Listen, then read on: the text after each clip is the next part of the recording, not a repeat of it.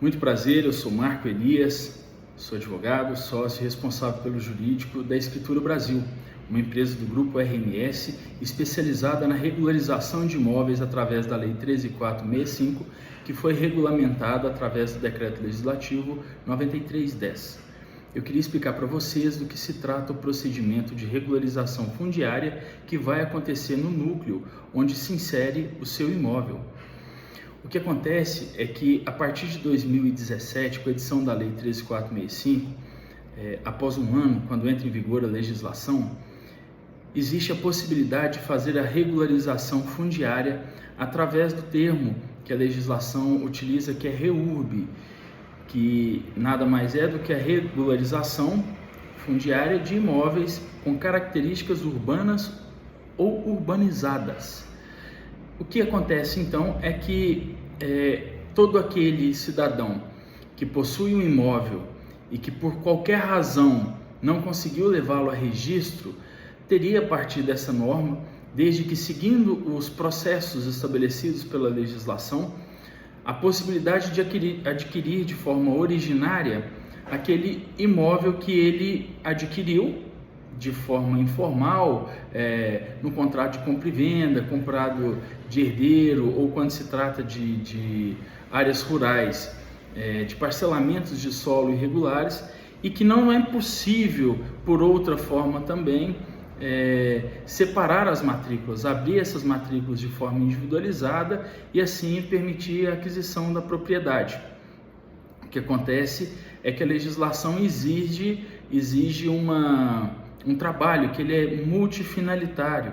Então esse trabalho ele tem a finalidade de organizar as desconformidades jurídicas, ambientais, urbanísticos, para que todas essas informações de forma conjunta permitam que o município emita o que a gente chama de certidão de regularização fundiária, que vai certificar que de fato o seu imóvel te pertence pelo lastro temporal exigido pela legislação e que poderá ser aberto pelo cartório as matrículas em seu nome. Então, como é que funciona o processo de REURB? O que a nossa empresa faz? A RMS ela vem trabalhando com o georreferenciamento por drone. Então a gente vai pegar um drone, vai sobrevoar o núcleo onde está inseridos os imóveis que surgiram com aquela demanda, né? E aí a gente faz uma ortofoto, que é uma foto do núcleo inteiro. A gente coloca isso num software próprio, que é o software que nós trabalhamos. Esse software a gente desenvolveu ele, e ali ele já faz o pré-desenho de todos os lotes, né? Sempre acompanhado pela equipe de engenharia. Vai ser colocado vértice a vértice com a georreferenciação que a gente enxerga possível através da ortofoto que foi feita pelo drone. Depois disso, a nossa equipe de cadastro social vai de casa em casa para identificar se de fato os desenhos que foram realizados pela engenharia através do que é possível enxergar estão corretos. Aquele morador, o ocupante, enfim, quem está na posse daquele imóvel, então, vai ter que informar se de fato está correta aquela informação. Estando correto, ele irá assinar concordando com aquilo. Havendo algum tipo de conflito, a própria empresa trata da mediação desses conflitos para possibilitar o prosseguimento do processo. Nesse instante também do cadastro social, é que cada um daqueles que contrataram a empresa será avisado por nossa equipe por telefone, determinando data, dia, horário e local para a realização dessas vistorias. Nesse momento, os nossos técnicos devidamente trajados, com uniforme, crachá, boné da empresa, eles vão até a residência do cidadão que nos contratou, vão digitalizar todos os documentos que são necessários para comprovar a posse. Esses documentos necessariamente serão encaminhados para a prefeitura, mas como o software é próprio, não existe a possibilidade de vazamento dessas informações. Elas são sempre tratadas intra corpus, ou seja, dentro da empresa. Elas não vão para a nuvem, elas não serão tratadas em outros locais, a não ser da empresa para a prefeitura, que quem necessariamente tem que arquivar esses documentos, porque eles têm que emitir essa certidão de regularização de posse, né, a regularização fundiária, e por isso eles precisam ter esses documentos arquivados, analisá-los e verificar se de fato a informação que a gente vai passar para eles está correta. Então, quando é feito essa coleta de dados, a gente digitaliza tudo e sobe para o software, automaticamente engenharia e o jurídico têm acesso a essas informações. Então, o nosso corpo de engenheiros e o nosso corpo de advogados vão analisar aquelas informações que foram transmitidas, as imagens que foram realizadas, a planiotimetria e o perímetro e o desenho de todos os lotes, que agora já estão de acordo com a realidade fática, e vão fazer as peças obrigatórias. Primeiro, a engenharia vai identificar se existem desconformidades ambientais. Se houverem e tivermos que fazer novos levantamentos, ou outros estudos, ou a identificação das áreas de preservação permanente dentro daquele núcleo que será realizado, esses mapas serão confeccionados e essa informação será transmitida para o jurídico, que agora vai fazer o que a gente chama de PRF, é o Projeto de Regularização Fundiária. O Projeto de Regularização Fundiária, então, ele vai abordar as desconformidades jurídicas e ambientais, propondo as formas de resolução, urbanísticas também, propondo as formas de resolução dessas desconformidades. Então, se de repente o seu núcleo não possui demarcação de via e sarjeta, necessariamente a gente precisará fazer um cronograma de obras para que sejam executadas essas benfeitorias, essas infraestruturas, mesmo após a aberta a matrícula. A gente tem um prazo de até 4 anos que é previsto em legislação para que esse cronograma de obras seja executado. A municipalidade é quem vai nos informar quais são as infraestruturas mínimas necessárias, para o núcleo de vocês. A gente já fez o estudo prévio na prefeitura e aí a gente já identificou que vai precisar ser realizado nesse período de 4 anos. Após formulado esse PRF, também serão realizados a confecção das PIRFs, que são os projetos individuais de regularização fundiária. Cada um de vocês terá uma PIRF, um projeto individual de regularização fundiária, que será também encaminhado para a prefeitura para que ela guarde nos arquivos e possa analisar se tudo aquilo que a gente está informando no PRF, que é a peça maior, está em conformidade com o que a gente está entregando na PIRF, tá? Esses projetos entregues na prefeitura serão analisados, aprovados pela parte da comissão de REURB e, se houver órgão ambiental no município, também pelo órgão ambiental. Eles serão encaminhados junto com uma certidão de regularização fundiária para o cartório de registro de imóveis da sua comarca. O cartório de registro de imóveis da sua comarca vai analisar então as peças obrigatórias, se estão de acordo com o que eles têm lá, com as informações que foram transmitidas e com a informação que eles também têm no cartório de registro de imóveis. Estando tudo ok, eles vão abrir as matrículas. Aqui tem um ponto muito importante que a gente precisa salientar. Quando o núcleo é de interesse específico, necessariamente precisamos pagar a abertura de matrículas. E aqui saiu um termo novo, um núcleo de interesse específico. Pessoal, é o seguinte: os núcleos, bem como os moradores, os ocupantes e beneficiários, eles são sempre classificados como de interesse específico ou de interesse social. É de interesse social todo aquele ocupante, todo aquele cidadão que está sendo beneficiado pelo REURB, que tem uma renda familiar inferior a 5 salários mínimos e tem aquele imóvel como único imóvel para fins de moradia. Quem recebe acima de 5 salários mínimos é classificado como de interesse específico. Já os núcleos, para a gente identificar se aquele núcleo tem características sociais ou específicas, a gente precisa que 50% mais um estejam dentro daqueles que serão classificados como de interesse social, e aí será o núcleo classificado como de interesse social, ou caso 50% mais um sejam classificados como de interesse específico, aquele núcleo será classificado como de interesse específico. No caso de chacreamentos, de área de recreação, condomínio utilizado para lazer. Esses núcleos que não têm a finalidade principal de moradia para todos os seus ocupantes, ou pelo menos de mais de 50% dos seus ocupantes, serão necessariamente classificados como núcleo de interesse específico. Se o núcleo é de interesse específico, não importa se o cidadão é de interesse social, todas as matrículas terão que ser abertas no cartório.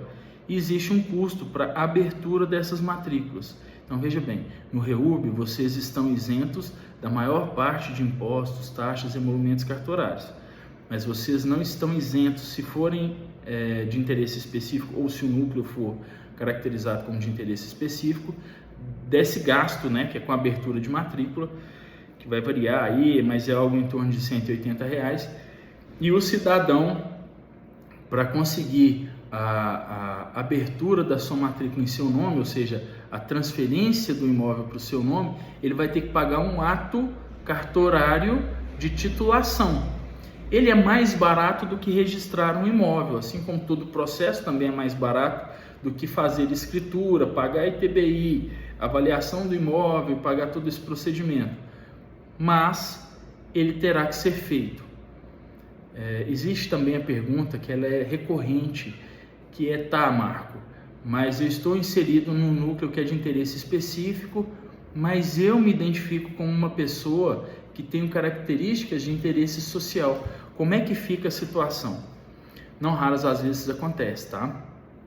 Esse caso é o que a gente chama de REURB de interesse misto. Então, dentro de um núcleo que é de interesse específico, existem pessoas que têm aquele imóvel como único imóvel de moradia e a sua renda familiar ela é inferior ao quíntuplo salarial, né, que a legislação prevê, e por isso eles têm características de beneficiários de REURB de interesse social. Nesse caso, a abertura da matrícula de toda sorte deverá ser custeada por esse morador, mas o ato registral não, ele também será isento do ato registral, tá? Então, além de todas as benesses, ele ainda vai ganhar esse ato registral. O que é que a empresa oferece para o cidadão? A gente oferece um corpo de engenheiros, onde a gente tem engenheiro civil, engenheiro ambiental, a gente tem engenheiro de tecnologia da informação para tratamento desses dados, arquitetos que estão empenhados nas questões urbanísticas e os desenhos daquele núcleo na forma como se encontra, assim como todo o pessoal de cadastro social que é qualificado para identificar a documentação e arregimentar essa documentação, juntar essa documentação para que a gente possa comprovar a posse do cidadão, a forma de aquisição e toda a natureza das operações que fizeram com que aquela posse se perpetuasse, e também a contratação do pessoal do jurídico, né, que são os advogados que vão realizar o PRF a partir daquelas informações e que vão fazer também a PIF, né, o projeto de regularização fundiária, o projeto de regularização fundiária individual e também um projeto de regularização ambiental, esse feito junto com os engenheiros da área ambiental, responsável pela área ambiental, com os advogados. Em síntese é isso. O que vai acontecer depois desse procedimento que está instaurado no seu núcleo?